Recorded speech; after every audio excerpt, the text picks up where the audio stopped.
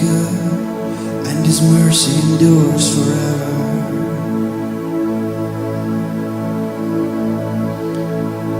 His mercies endure forever.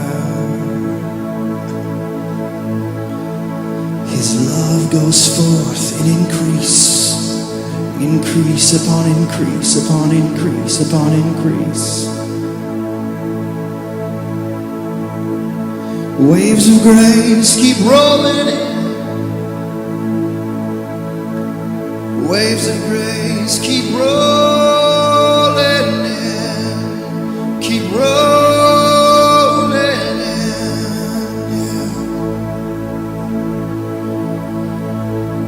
They keep rolling in.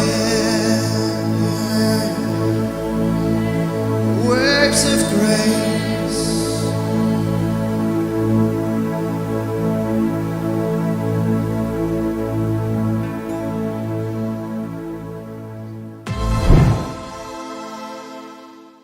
God's faith is being communicated. It's creating the world, then it creates a man, and the first voice that Adam hears is the voice of God.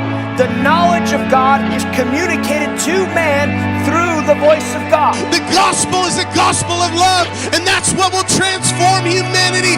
That's what will transform the wounds in our heart, and we'll come under, and we'll love, and we'll serve.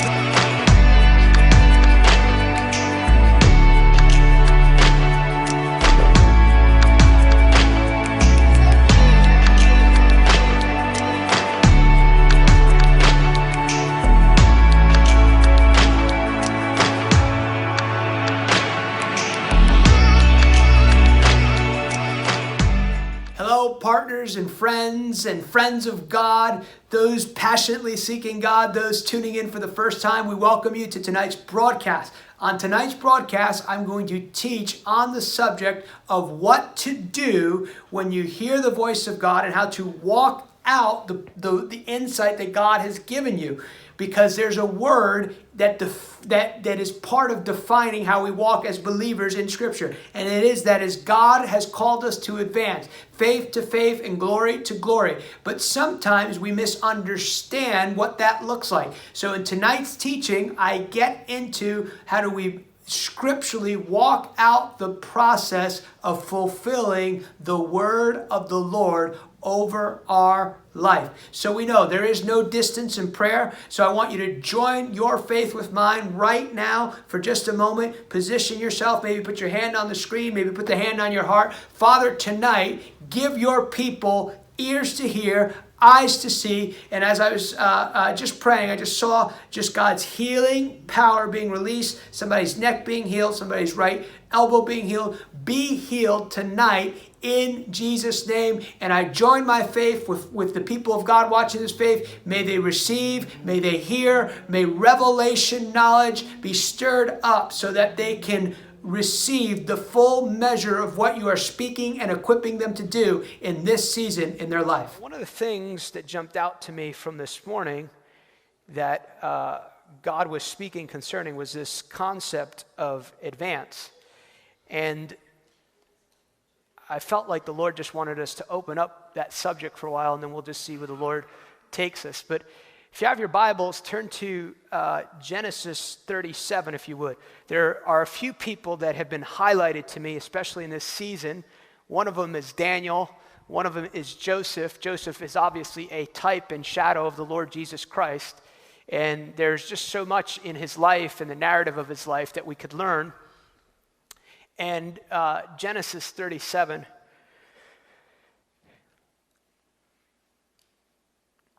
we'll start in verse 2. This Joseph being 17, I'm reading out the New King James. This Joseph being 17 years old was feeding the flock with his brothers. That's awesome. The future prime minister of a nation is feeding flock.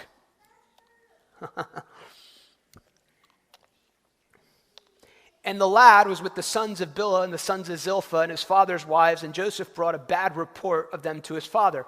Now Israel loved Joseph more than all his children because he was the son of his old age, Also, he made him a tunic of many colors. But when his brothers saw that their father loved him more than all his brothers, they hated him and could not speak peaceably to him. Now Joseph had a dream, and he told it to his brothers, and they hated him even more. So he said to them, "Please hear this dream which I have dreamed." Every time I read that, I think to myself, I would have just stopped at one. They were binding sheaves in the field, and behold, my sheaf arose and also stood upright, and indeed your sheaves stood all around and bowed down to my sheaf. And his father said to him, "Shall you indeed reign over us, or shall you indeed have dominion over us?" So they hated even more for his dreams and his words. Notice that's a really interesting thing that gives us insight there. His dreams and his words. Then he dreamed still another dream and told it to his brothers. And he said, "Look, I have dreamed another dream. This time the sun, the moon, and the 11 stars bowed down to me." So he told, he likes telling his dreams. So he told it to his father and his brothers, and the father rebuked him and said to him, "What is this dream that you have dreamed? Shall your mother and I and your brothers indeed come down to bow down to the earth before you?" And his brothers envied him, but his father kept the matter in mind. Now, there's a number of things that often I focus on here, but I believe the Lord is focusing on tonight something particular here in this narrative. And obviously, Joseph has a dream from God. And one of the first things you notice about him, the reason I read verse 2, is because you see that he brought a bad report to his father about his brothers. The reason I point that out is you have to realize, this is really important, as a believer, you can say something that is true, but be incorrect in saying it. Yeah. Like, that person's a gossiper, and it's absolutely true, but it is not your place to articulate that. Remember, words carry spirits, so in their gossip, you are actually adding to the spiritual dimension that will keep them gossiping. So obviously he's got a little immaturity, but here's the beauty of the Lord. God is pretty beyond genius level.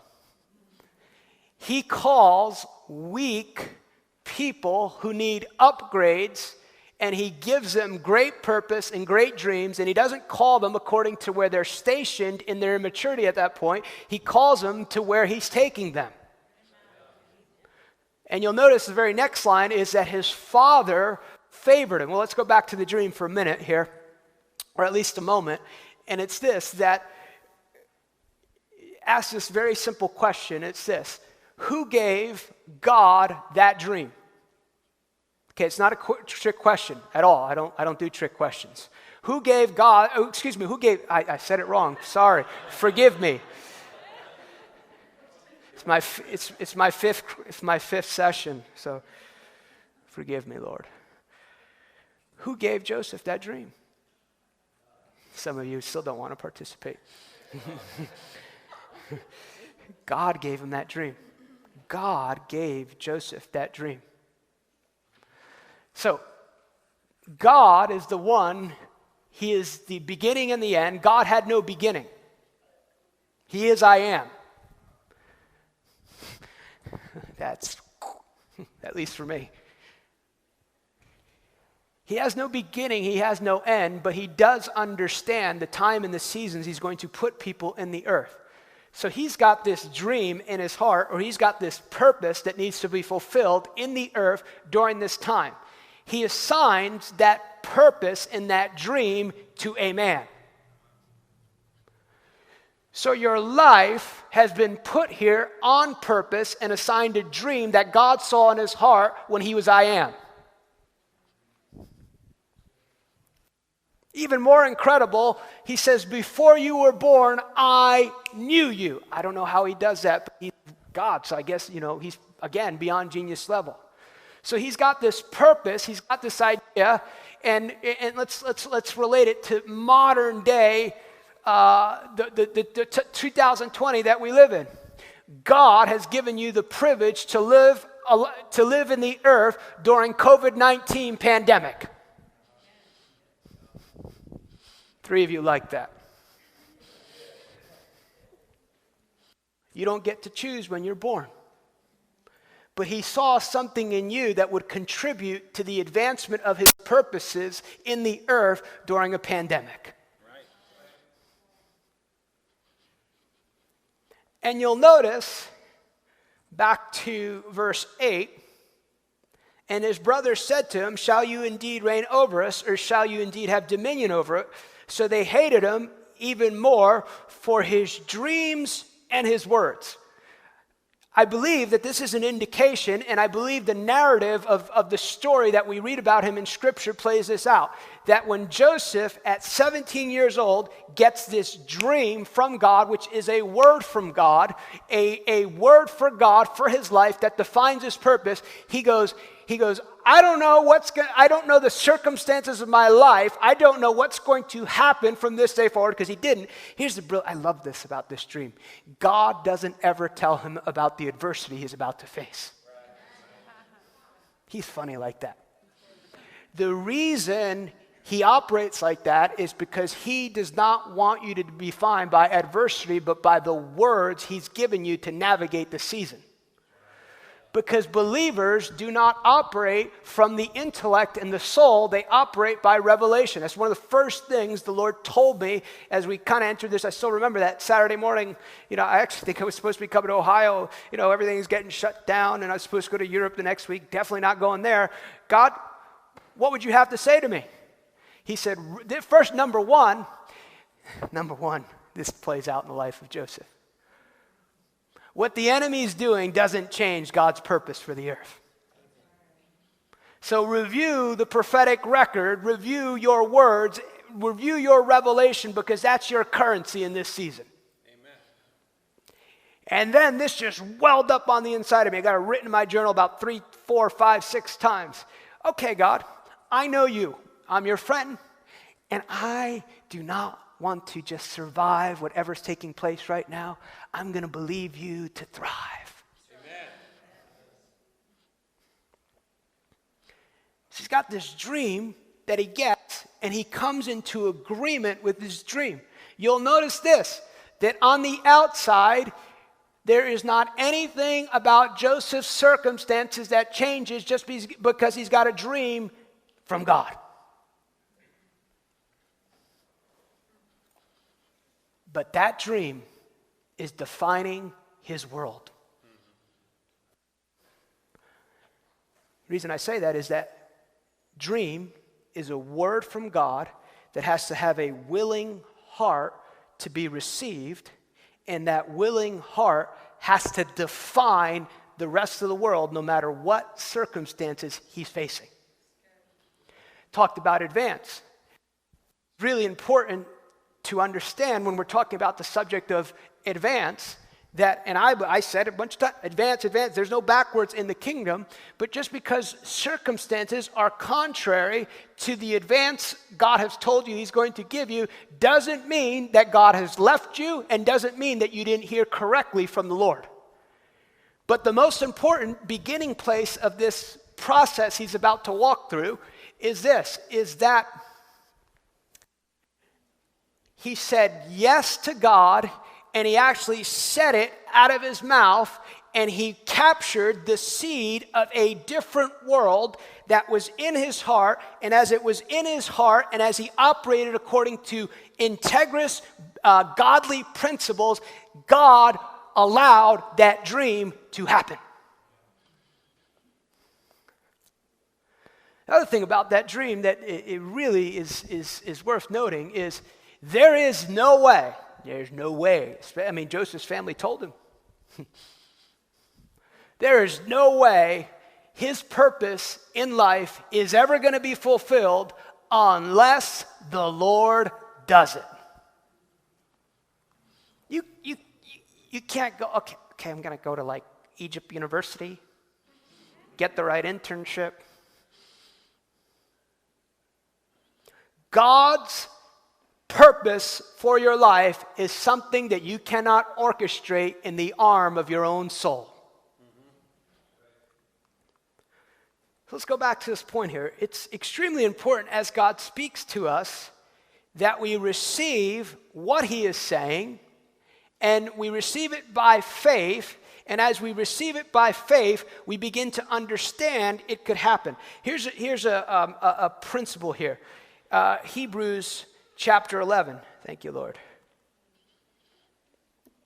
Hebrews chapter 11. Now, we don't know who wrote Hebrews, but it's inspired. It's good stuff. Now, faith is the substance, this is verse 1, the substance of things hoped for, the evidence of things not seen. Faith is the evidence of things not seen. Paul later later gives language to us. He goes, it's not what you see that is eternal. He goes, the things that you see right now, they're subject to change, but the eternal things cannot be changed. Right? Is that what he said? Okay. For by it, the elders obtained a good testimony. Now, this is a really, really, really, really important principle of faith. So listen to me, Linda. By faith, we understand. By faith, we understand. It doesn't say we have understanding that gives us faith. It says faith causes us to understand. By faith, we understand that the worlds were framed by the word of God. Here it is, right here. Said it this morning. So that the things which are seen were not made of the things which are visible. So here's what happens. You're walking with the Lord, or you have a dream, you have a prophetic word, you have some insight, might be small. It is so vitally important to go, yes, Lord, I receive your word. I don't even know how that will ever happen. My mind is having a lot of trouble putting its mind around doing that, but I receive your word and I begin to declare your word and I say it's true. It is not only true, it will take place in my life. What do you begin to do?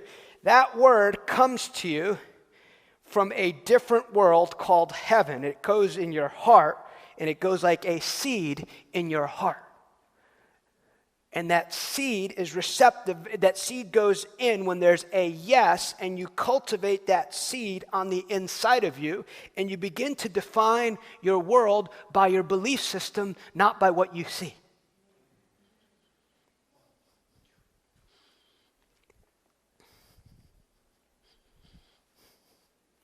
It's a truth that Jesus consistently emphasized in his teachings. Good teacher, John 6. What do we need to do the works of God? How do we work out our purpose? He did not give the 5 steps to your purpose. Number 1, because it's not intellectual. Number 2, because it's probably never going to take place the way you think in your mind it will.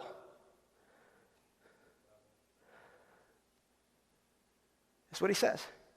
What do we need to do? It's a brilliant question, and I love it too because he answers it and he doesn't challenge the premise of it.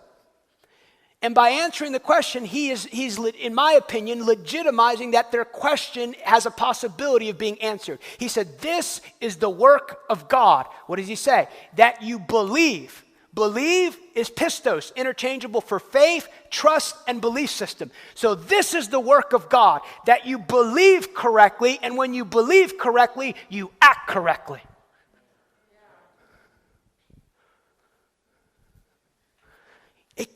It defined how he taught them. He was trying to get them to see a certain truth.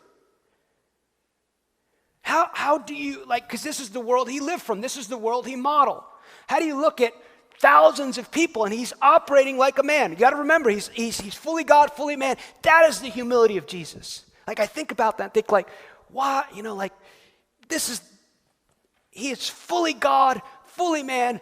He actually created the world in which he entered through the Word. He was literally the thing that created it. The Word became flesh. And the cross of Jesus was of no benefit to Jesus. There's no benefit to Jesus. Don't think he needed you, because God needs nothing outside of himself. but he chooses to open everything he is to weak people.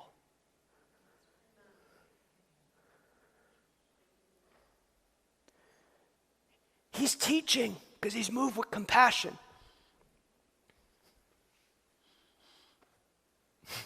He goes, you know, they get really smart with Jesus. They go, hey, why don't you send the people away? It's late. There's no IHOP around here. Nearest one is like 50 minutes away. Waffle House is at least an hour away. Send them away, you know, because they're hungry. You can see it, Jesus. And he goes, you feed them.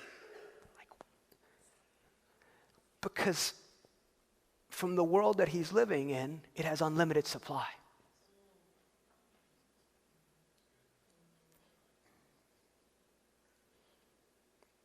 He's just trying to capture how the Father's going to bring that unlimited supply to the earth in that moment. That's the beauty, because he's all wrapped around relationship. This is the work of God, that you believe, that you trust in him who he sent. If you, trust, you'll do the works I'm doing and greater works. It was a constant theme. Mark 16, these signs will follow them, that believe. If you believe, to the woman, John 11, if you believe, you'll see the glory of God. Constantly was challenging that belief system. He was constantly challenging the lenses that clouded the correct belief system. And then he tells Nicodemus in John the 3rd chapter, unless one is born again, you cannot see the kingdom of God. That's why there can be goodness in an ungenerated person, but they are completely blind and lost from anything practical without getting born again. A lot of people in our culture today, because it's very popular to be spiritual. We're all spiritual people. It's true. It's actually a true principle. We are spiritual people. They like the positivity. They like a lot of the fruits of the kingdom. But the offensive thing to humanity is this: you were not created to be independent. Truth cannot be found in yourself. It can only be found in the man, God, who walked the earth, that said, I am the way, the truth, and the life. That's where it becomes offensive, because you lose.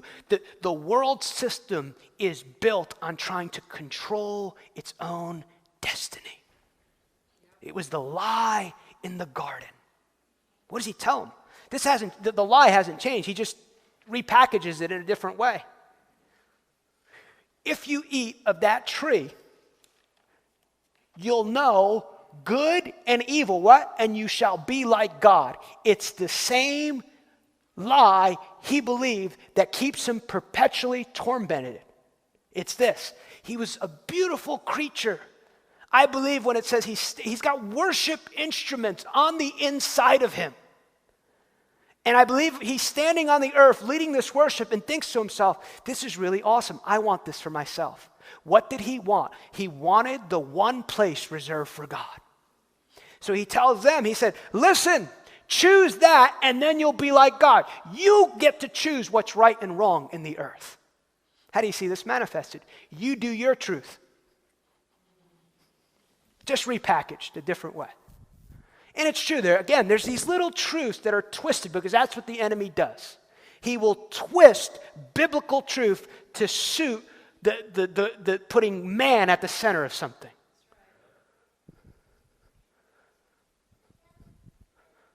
Do your truth. If what you do doesn't hurt anybody, go do it. It's evil. And at the heart of it is what you are. You are a God unto yourself. You're worshiping yourself. You're worshiping your own idea of what you think is right and wrong. I don't know how I got on that, but it's right. It is right. So deliver yourself of this language. You do you. No, please don't do you. We're all not well off when you do you.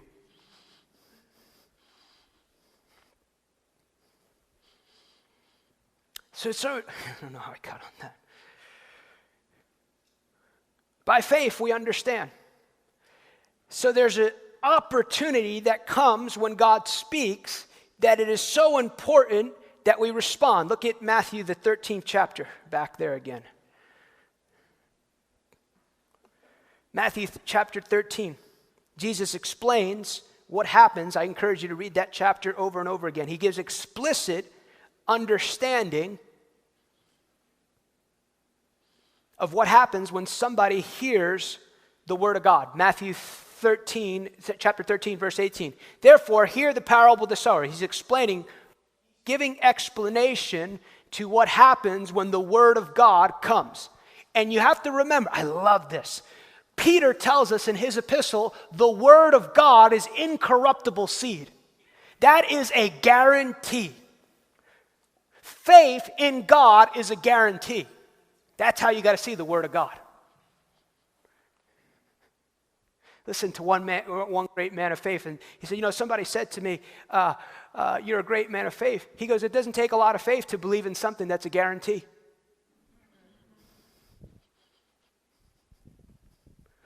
Matthew 13, verse 18, therefore hear the parable of the sower. When anyone hears the word of the kingdom and what? Does not understand it. Faith and understanding are two connected principles in Scripture. So what he's saying is, when anyone hears the word of the kingdom and does not receive it, then the wicked one comes and snatches away what is sown in his heart. It's got this power to define your life, but unless you receive it and say yes and begin to confess it, it will be inoperative in your life. It played out in the ministry of Jesus. It's really fascinating. He's teaching one day in his hometown, and they're like, Lord Jesus, never heard anyone teach like that. It's got life. And then what they hear, they reason. They're like, no, we know his father. He can't be that good. And it shuts down the ability of that word to take full effect in their life.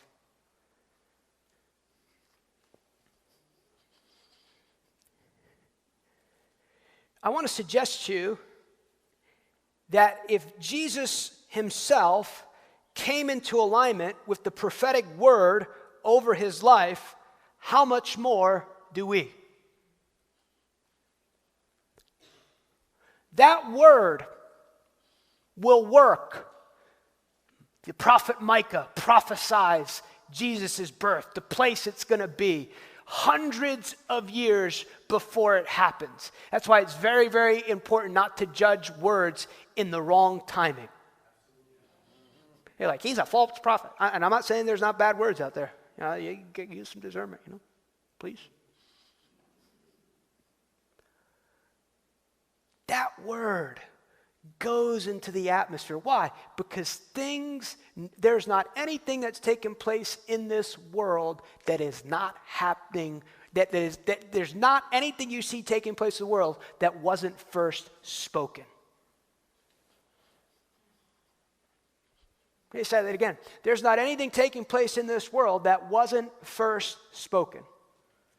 And I hear believers, they tell me, I'm not really caught up in all the word stuff. I said, you should. Because he said, death and life are in the power of what? Your tongue.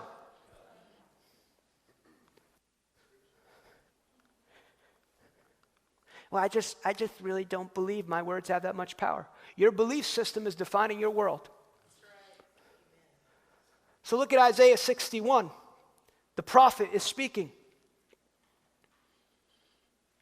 The Spirit, he's referring to Jesus, of the Lord is upon me, because the Lord has anointed me to preach good tidings to the poor. He has sent me to heal the brokenhearted, to proclaim liberty to the captives, and the opening of the prison to those who are bound, to proclaim the acceptable year of the Lord and the day of vengeance of our God. to comfort all who mourn in Zion, to console all those who mourn in Zion, to give them beauty for, this is so good. You should get excited about this, some of you, Sunday night. The oil of joy for mourning, the garment of praise for the spirit of heaviness, that they may be called trees of righteousness, the planting of the Lord, that he may be glorified. Now, that's the prophecy over Jesus' life. Now look at Luke, the 4th chapter. Luke chapter 4. Thank you, Lord.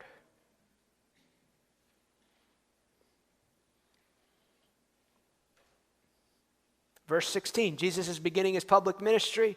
He's gone into the wilderness. He's fasted. And now he's come out. He's overcome where Adam fell. There's patterns in Scripture.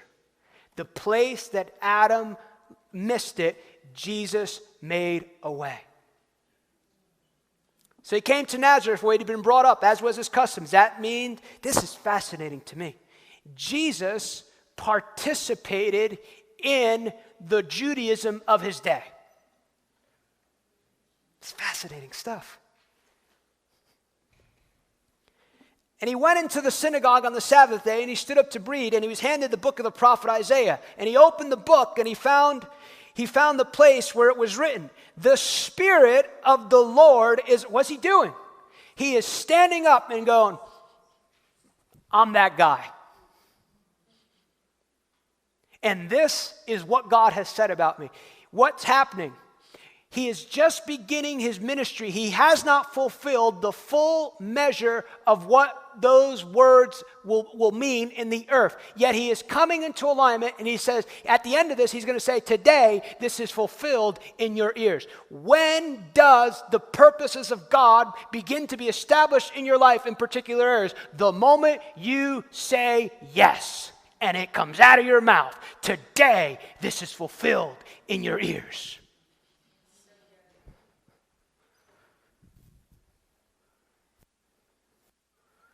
The moment you decide you don't have to live in debt anymore, that's when it begins. The moment you don't have to respond incorrectly to people who are always criticizing you is the moment it changes. Now, you might miss the mark a few times, and that's so good. You just, Lord, forgive me, blood of Jesus, keep moving on. I'm learning. Oh, yeah, I saw that. I know the enemy tries. I know that person. They're gonna throw me a left hook, but I already got the right hook called the fruit of the Spirit. Yep, that's how it works. And you begin to discern patterns that take you off the path of God in your life. Because he has anointed me to preach the gospel to the poor, he has sent me to heal the brokenhearted, to proclaim liberty to the captives, recovery, sight to the blind, to set at liberty those who are oppressed, and to proclaim the acceptable. Hey friends, thanks so much for joining us on tonight's broadcast. If you have testimonies of what God is doing in your life, if this broadcast was a blessing to you, or if you've been to one of our recent events, our live events, or my travel ministry, please email us your testimonies, info@abnersuarez.com. We are here to join our faith with yours, to serve you in any way we can. And I also want to remind you, we have an upcoming event, Encounter School in Las Vegas. It is a free event, but you must register. It is the weekend before Thanksgiving. Encounter Church, Las Vegas, Nevada. My dear friend Zach Wessler, the founding pastor of Encounter Church Las Vegas, and Chris W. Ritchie and his team are leading worship. It's going to be a powerful time. Also, I just wanted to mention, if you feel connected with this ministry, if you feel some sort of grace connection with what you're receiving from this ministry, I want you to prayerfully consider partnering with this ministry. We are believing God for 300 partners around the world at this time, and perhaps God has called you to stand with us. We believe partnership runs in two ways: that the grace of God on my life and the vision he's given me to equip reformers to display the brilliance of God would flow in your life as you partner, as you sow into what God is doing, as you stand with us in believing for the vision of what God has called you to do. Thank you so much for joining us on tonight's broadcast. If you want to listen to archive broadcasts, you can visit our website, abnersuarez.com, for archive teachings, YouTube teachings. It is all available to you. And I'm so excited. In the next month or so, my new book, Trust God's Unseen Power to Change the World, is going to be released, and we will keep you updated on that. God bless you, and may you walk in the grace of the Lord Jesus Christ. May you walk in the fullness of what He's created you to be, in Jesus' name.